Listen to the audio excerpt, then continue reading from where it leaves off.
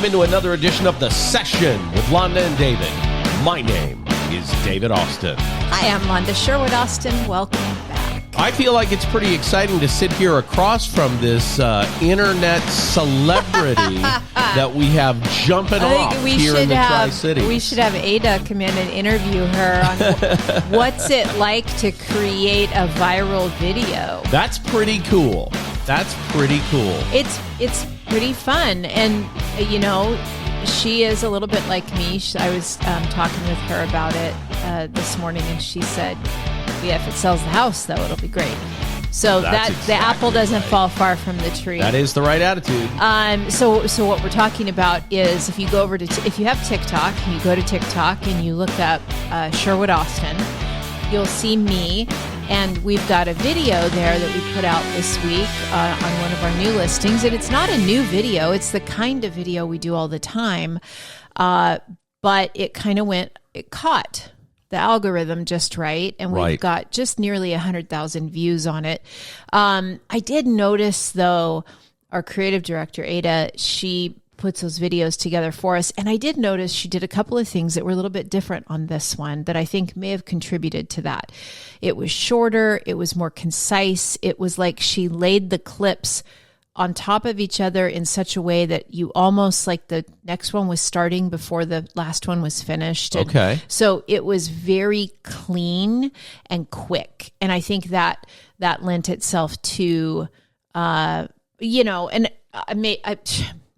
don't know what I'm talking about. Well, I don't know what I'm talking about at all. The reason this is important to talk about on a program like our program, The Session with Londa and David, is because business is moving forward in a new age, an age with social media, an age with views on posts. And those are important. Those, attention is a commodity. Attention is the commodity. Yeah, that's exactly right. So in social media, selling the house is the commodity in real estate, and selling the loan is the commodity in mortgage. But attention is the commodity in both of those things. If you can't get people's attention, you can't sell the product or service. Well, that's exactly right. That is true. But having great media presence doesn't mean you can sell the product. Oh, that's if you for can sure. sell the product, having great media presence is awesome because now you have more opportunity to sell the product. If the two marry each other, right? That's where the magic happens. And I have already had somebody message me on TikTok and say, "Hey, I live in West Richland and want to sell my house. Can we talk?" Yeah. So that's the power of what's going on. It kind of blows my mind, And here's a hot tip for anybody who posts on social media and then people comment. And there's a lot of discussion about the comments and how do you handle comments that are less than flattering or less than pleasant. I love watching you do it. Or whatever, right? I love doing it because what I do for the most part is just agree with whatever they say. Okay. Right? Now, if it's a blatant, I had to delete only 3 comments of there's like 200 comments. I had to delete only 3 of them because they were just, mean-spirited comments. Just go away. Not beneficial to anyone. Let me give you an example. Okay. This is a quote of one of the comments. All the comments said, this is a video. Let me back up. This is a video about a house. It's a quick, 30-second, 60-second tour of a house. Right. That's what it is in Richland, Washington. The comment said, too many Mexicans. Well, okay. Huh? Right, exactly. Thank you. Delete. That's just rage baiting. Why mock my heritage? I mean, what are we talking about? No, but here? it's rage baiting and that kind of stuff I delete. But it has to be like that for me to delete it because otherwise I'm going to let it live there. It helps promote the video and it helps with the algorithm. But mostly there's a lot of negative comments. I just agree with them. This isn't worth $200,000. And I said, well, you're not wrong, but the market is what the market is. Right. You know what I mean? Well, and in their market, a 3,800 square foot house that is a little older, may only be worth $200,000. Well, yeah, and there were a few people. Somehow we got super popular in Texas. So we had lots of people from Texas commenting. Sure. And they were talking about how much cheaper it is. They were like, God, this house would be $180,000 in Texas, Right. laughing emojis. And I said, I'm sending all my investment money to Texas, Sure, yeah. And so it was stuff like that. Like I made sure to stay on top of it, comment back to every comment that was coming in early on Right. on the posts, and kind of playfully responding. Somebody said, I'll give you, I think he said something like, I'll give you 50 cents and a bag of gummy worms for it. And I commented back and said, deal, but only if they're sour gummies. And, just that kind of thing where I'm just like playful. And Sure. then he actually responded to the comment later that night and said something like, this was the only correct response. Yes. So like you just have fun with it. And if people get ugly, sometimes I just leave it. I'll leave the comment and see when it's one that's got a lot of activity. Sure.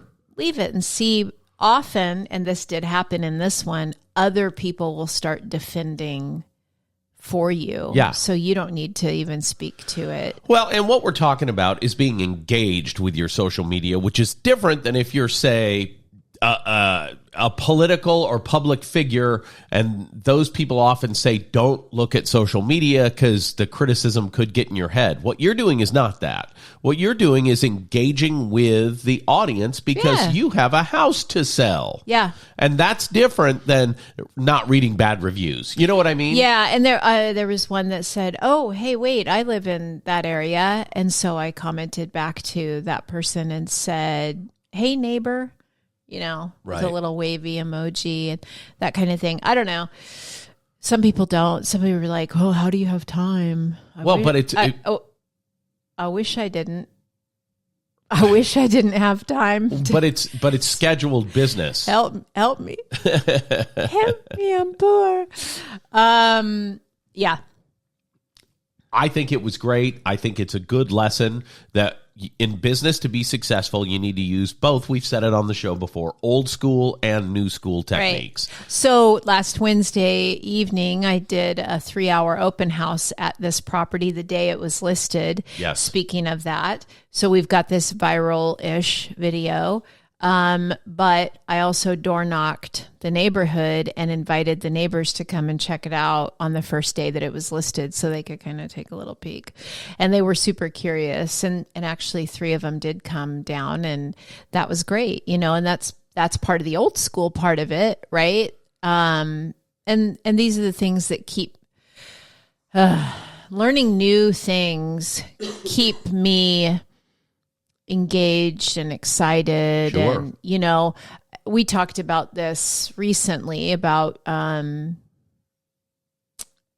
adapting to new technology, being an early adopter, and you are going to have to do that, and for whatever you think about Chat GPT or AI, it's here, it's the future. Whether you like it or not, learn to use it because it's here. It was interesting. We had an interesting conversation with someone who's a local city council member. Yeah.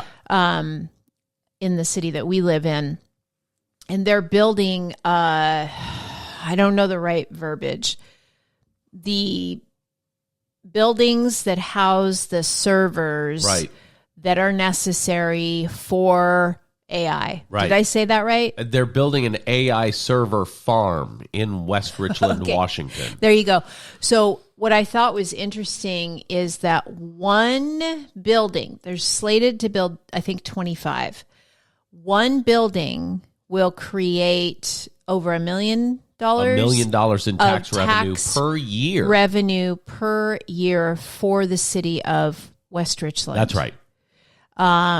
In what is that? Is that property tax? Is it, or just in tax revenue, tax revenue? I think it's a utilities tax, actually. Yes, utilities. So, and we know that for every dollar that is how does it go? 60% of it comes back into the community. Every dollar that's spent, 60% of it comes back into the community somehow. They figured all that stuff out. So the point being, this is how you build communities. Right. This is the new way of building communities. Now, do you remember, the industrial age or whatever, they put up a car factory. Right. A car assembly line. And with that comes row houses, and with that comes restaurants and churches and bars. Right. And I'm sure that there were plenty of people who were on both sides of the fence when, the Ford Motor Company is going to build a factory in our town. Not our town, but Yeah. What I'm saying is not our town, though, because smokestacks and pollution, and that was what people were saying. Right. So nothing is different today. You have people on both sides of that thought, right? Sure. And that fence. And all opinions are valuable and welcome. But the car factory came. The AI farms are coming. Yeah. They're here. It just is a fact. And so on that note, I had ChatGPT make me a new workout program. And it worked. It was awesome. It worked out. Hey, I think, just remembering the conversation, I think they're going to build 5 25,000 square foot buildings. I think that's the number. We don't know what we're talking about. We don't. Because I thought it was 25 buildings. I think it's 25,000 square feet per building, and they're going to do 5 of them, and each building will generate $1 million of tax revenue. For the love. Do not quote us on any of this. You don't come here. It'd be a national story if it was going to build $25 million worth of tax revenue. You don't come here for facts. And if you don't come here for accuracy, you come here for entertainment. Right. This is no longer a news product. That reminds me of Rush Limbaugh's show. When I was a kid in radio, I used to engineer Rush Limbaugh's show, and he used to say, "If you're looking to me for news, you're an idiot." Oh, that's harsh. I'm an entertainer, not a news person. Okay, well, and I feel the same way. I just reporting on the news, as we do. And I just mean like telling what's going on. Yeah. For one thing, I wish my coffee was hotter right now. And I'm regretting now that I didn't open my gift and use it today. I got a gift from a regular listener. Thank you so much to Kyle. He got me a coffee warmer to set on the table so that my coffee stays hot during the show. And I apologize. I neglected to open it and use it today.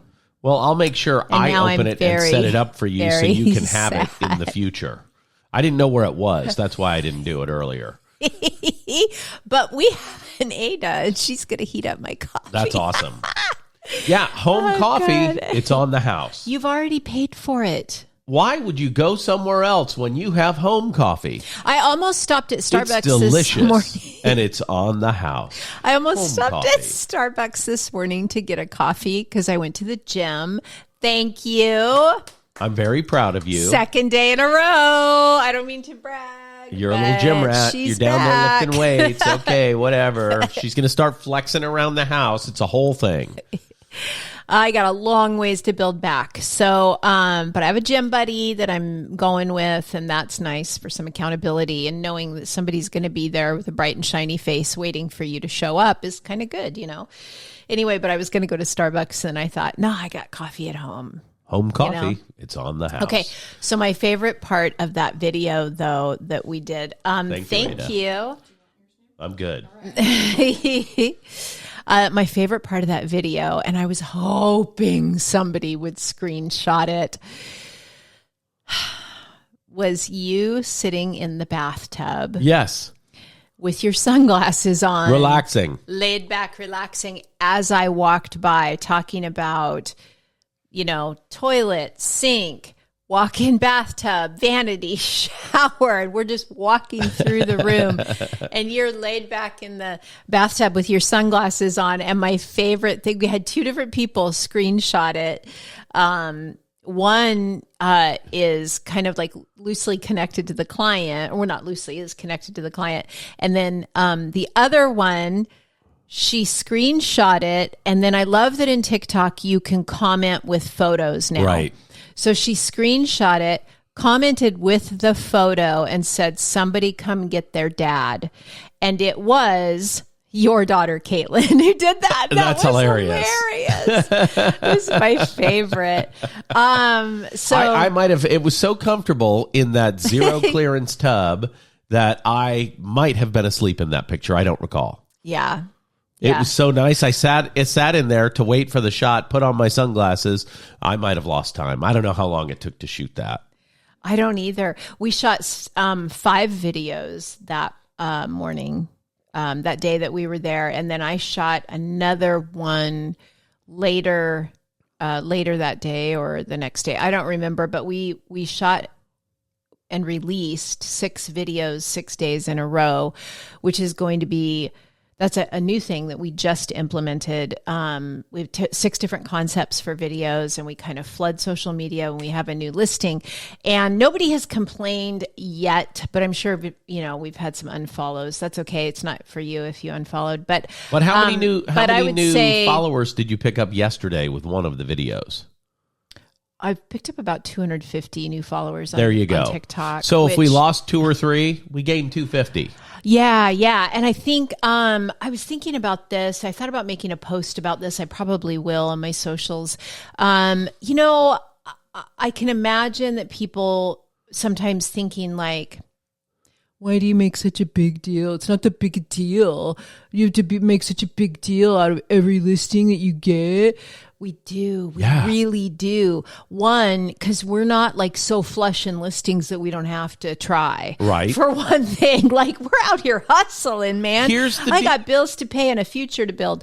But also, let me just finish this thought that that we know the people behind it, and we know their story. Yes.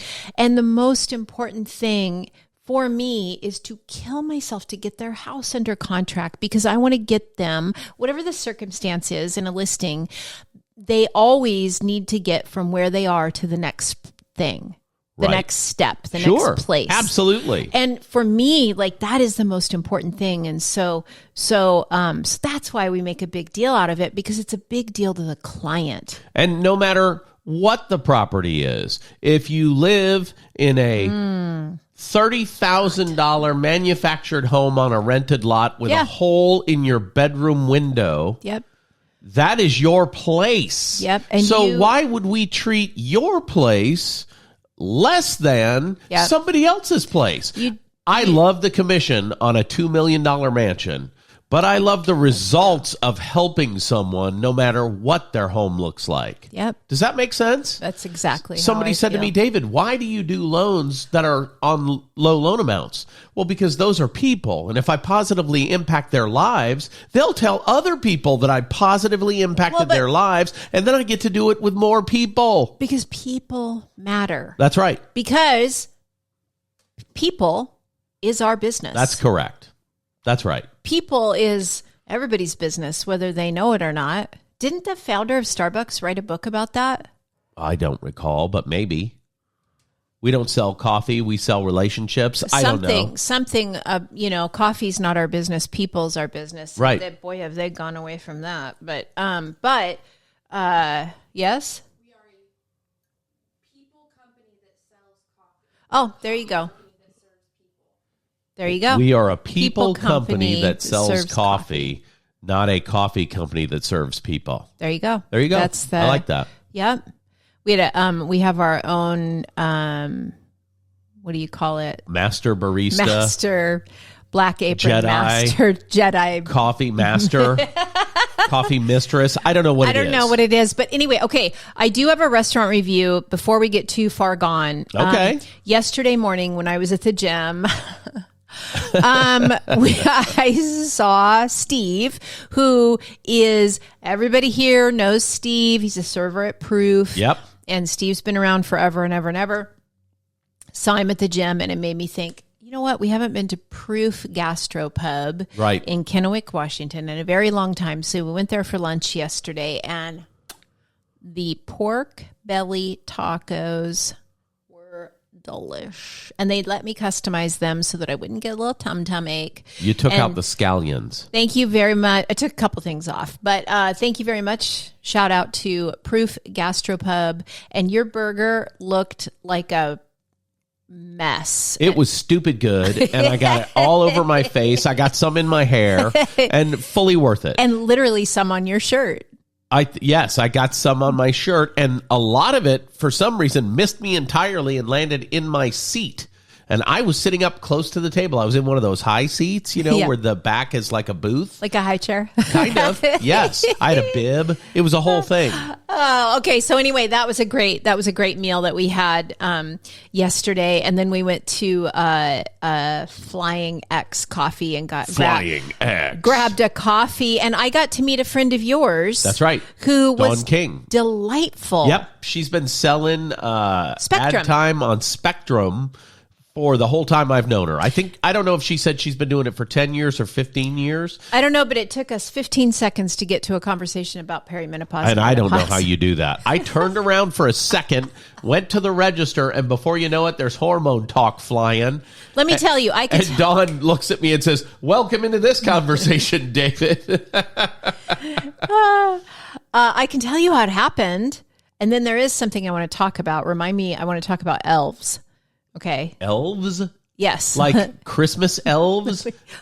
That's so you don't forget to remind me. An elf. I have a story about an elf. Okay. So, but here's how we got there. I will tell you very quickly. All right. She said, I didn't get a coffee. I said, no, I'll just take a couple sips of yours. And you went to order your coffee. And she goes, not much of an afternoon coffee person, huh?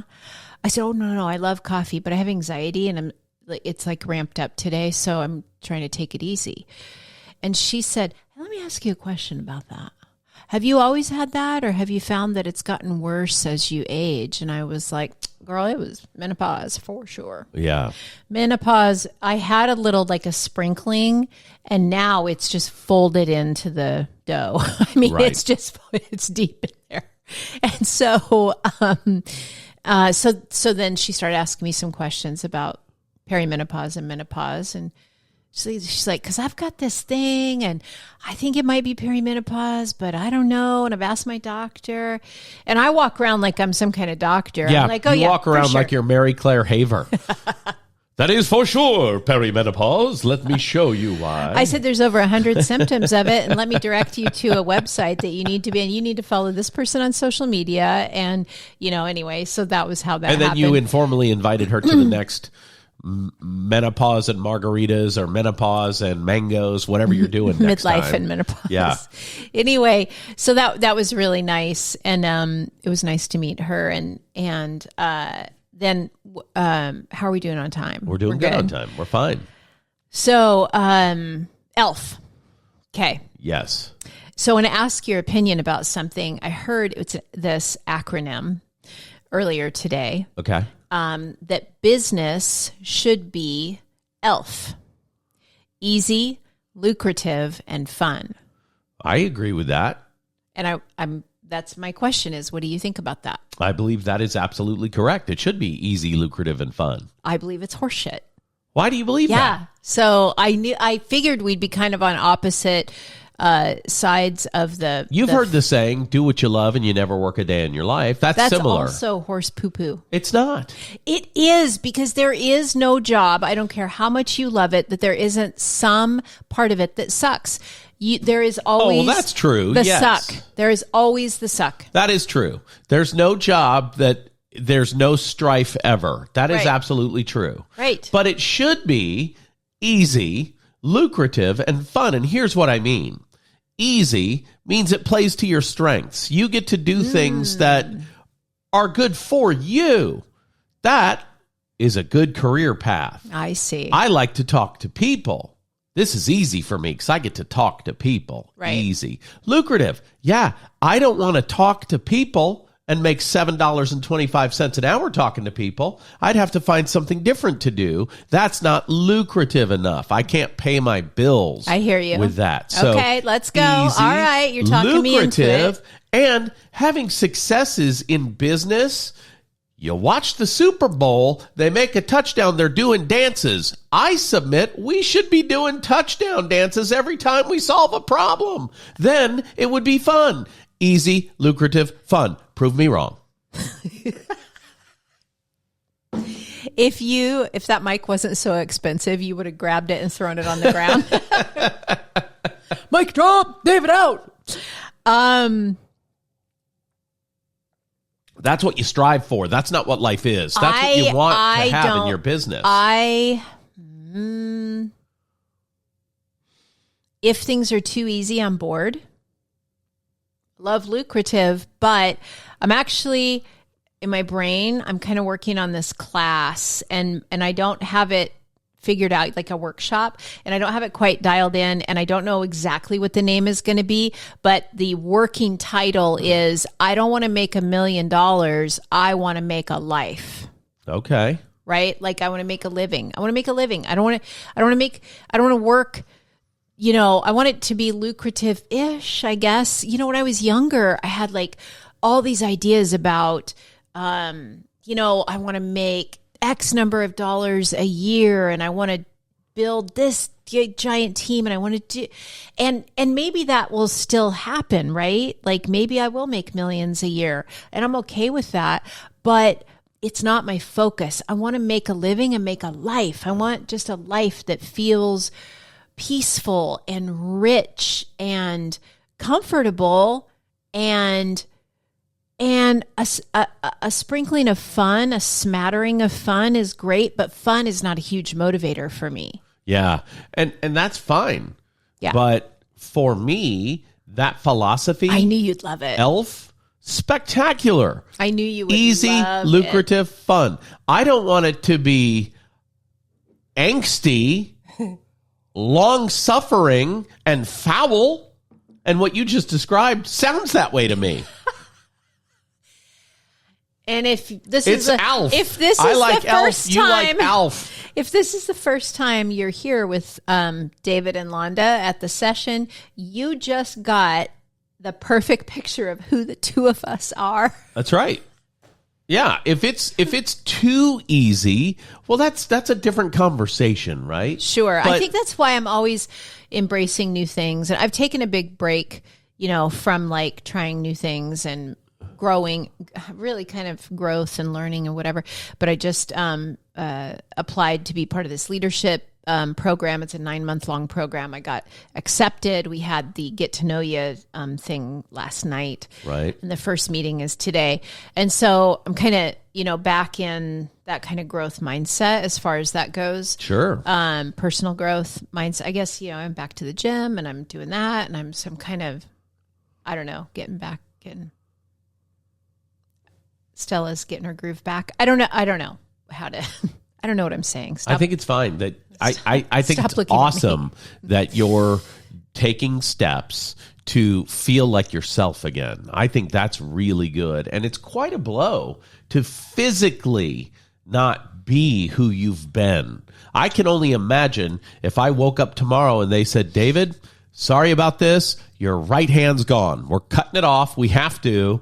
You're not going to be able to play your trombone or throw a disc. There's going to be less of you. That would be awful. And I suspect with you not having the mobility that you've always had because of your health concerns, that's how you feel. Less than. Yep. Well, it's okay 100%. to do things to feel like you. Yeah. It's okay. It's awesome. I encourage it. I am not leaving the house at 5:50 in the morning to go not be in the gym with you at the gym. I mean, it's weird, right? You're exactly right. I haven't felt like myself for the last couple of years, and Right. and some of it's postmenopause, and some of it's like, the like I had a hernia this year, Yeah. and so I didn't get to be active like I like to be. I finally had that surgery, and now I'm coming back from that. And while I do love a comeback, I'm kind of tired of having to build back. I would like a little relief, but yeah, it is weird to not feel like yourself. Yeah. You just, man, last night at that meeting, they were going around the table. Everybody introduce yourself and tell us your name, what you do, and an interesting thing about you that most people wouldn't know. And I don't know what's wrong with me. But you told the truth. What I said was, wow, something interesting about me that most people wouldn't know. I mean, I've got crippling anxiety, and especially social anxiety. And like right now, my heart is pounding out of my chest because I'm here and you're all looking at me. Yeah. And I mean, I don't know what to tell you. That was real in the moment. I thought I was going to throw up. Right. I mean, my heart was pounding so hard. And, I used to be more brave than that. So making myself do some things that make me get out of my comfort zone. And, now when it comes to my job, man, there's not much that I feel, weird about. Like, I feel really confident about that. But, yeah. Again, I don't know what I'm saying. So. Well, I like the music. Here we go. I like it that you are comfortable being vulnerable, not just with me, but with the people who watch this show. Both of them really enjoy it because,